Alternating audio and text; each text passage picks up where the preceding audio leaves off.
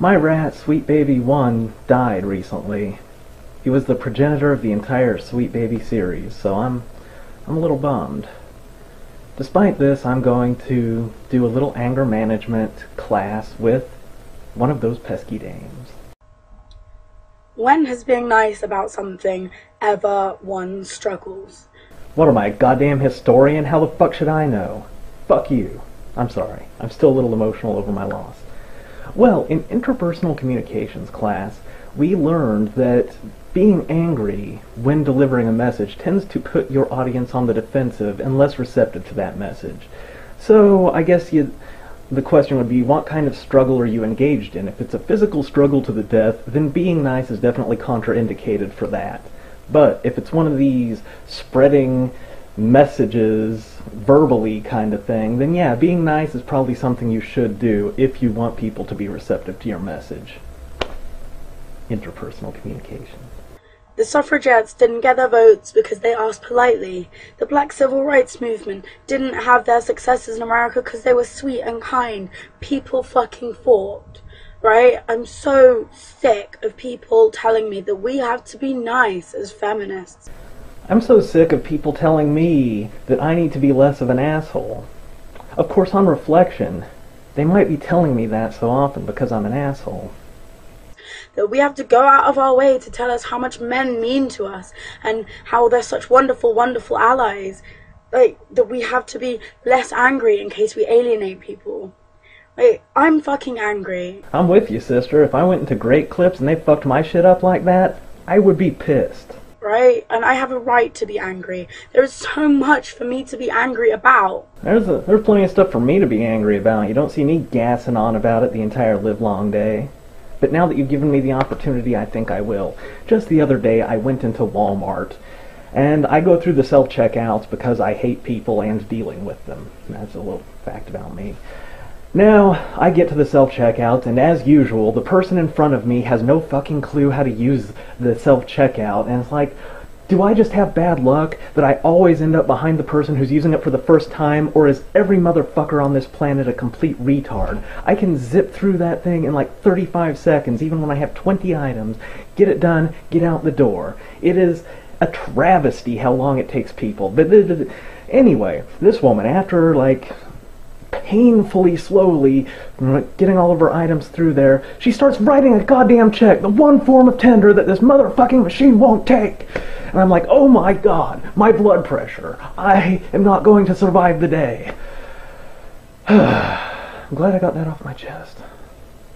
There is so much pain and injustice and bullshit that I and others face on a day-to-day that I just couldn't possibly not be angry. So, much like a child, you're a complete slave to your emotions. Oh shit, I just said slave to a black girl. But still, like a child, you are unable to control your emotions. That's better. And because I'm so furious, so genuinely furious, I can't just turn it off when it's convenient. Well, I have some bad news. If you want to be an adult in a little thing we call civilization, you're going to have to learn how to control your emotions. Now, I don't know if you should meditate. I think you should probably take some Prozac or beta blockers or some shit. But if you want to function as an adult in civilization, you do have to control your emotions. If nothing else, it's not very bright to just walk around with your emotions going crazy all unchecked, because it makes you predictable and it makes you easy to manipulate. Might be why you're involved with feminism, who knows? Like, even if it was possible, I would refuse to. Why should I? Why should I play nicely so that I don't offend some liberal wanker who's making it all about them? Well, here's the thing. We all have feelings about things, but if we want to have a productive, rational discussion about issues and potential courses of action, we have to set those feelings aside and discuss things logically and factually. So when you say, fuck all that shit, my feelings is feely, well, you're kind of making it all about you. Like, if you're going to be offended or upset or scared off by my anger, then clearly you're not the kind of ally that I want or need. I need someone who is angry with me, who's furious and fighting. Really? Because you seem to be an emotional wrecking ball. It seems like the best ally you could hope for is one who thought things through, was logical, wasn't just in the grips of all kinds of emotions. I'm not offering, by the way, because I just don't give a fuck. This is why I'm bored sick of liberal feminists who, the really wishy-washy kind of feminists, the kind who say, oh, but we have to remember to include the men, be nice to the men, they could be our allies. I don't care. I don't care. I genuinely don't care. Now wait just a second. You're a feminist, so that means that you believe that there's this overarching power structure called the patriarchy made for and by men to benefit men at the expense of women, and that women are oppressed.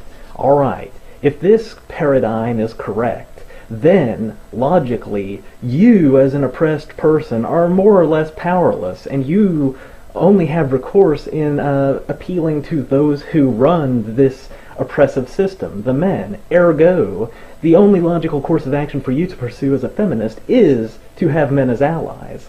Not that I agree with any of that shit, I'm just saying. I know plenty of brilliant, amazing, wonderful men, I'm not going to name them because they don't need their egos boosted, but who work really, really, really hard. I don't say this often, but you're a terrible person. To be amazing allies, and they support my anger and they rage with me. They weren't scared off by my anger. My fighting spirit, they weren't, they joined in, right? These are the men that we need, and they don't ask for fucking cookies. They don't ask to be patted on the head and said, well done, you're such amazing allies. They don't need that. Again, you are a terrible fucking person. When I have some submissive bitches doing my bidding, I, at the very least, give them some cookies and pats on the head. I mean, that's just common pimpmanship. What the fuck is wrong with you? Why should they have that? And, these are the men we need, right? Yes, men that will go along with whatever crazy bullshit you're spouting and not ask for a thing in return. They sound kinda like total fucking losers to me, but hey, matter of perspective, right? Not the ones who are going to sit there and be like, oh, what about the men, guys? Or like, oh, look what amazing work I did, reward me. No. No, I'm sick of it, and I'm sick of the fact that so many supposedly feminist discussions end up just being about men and how to coddle them. It's a waste of fucking time for a start when you could be talking about real problems. Such as? Or doing things. Action. I swear to God, this is a concept that people forget about. I swear, we need to get over, people need to get over, their fear of frightening people because you haven't pandered to them enough. Well, let me share with you the dirty little secret of getting anything accomplished in this world. And that dirty secret is compromise. Now, in your case, it wouldn't be that hard to compromise a couple things and get your message across a lot better. For instance, you could not appear to be so filled with crazy and angry that it is exploding out of the top of your head and fucking up your hair in the process. And then, people might actually listen to you instead of just roll their eyes and back away like you're a bag lady talking about her cats. And get out there and fucking do things. Feminism isn't tea and fucking cake or arts and fucking crafts.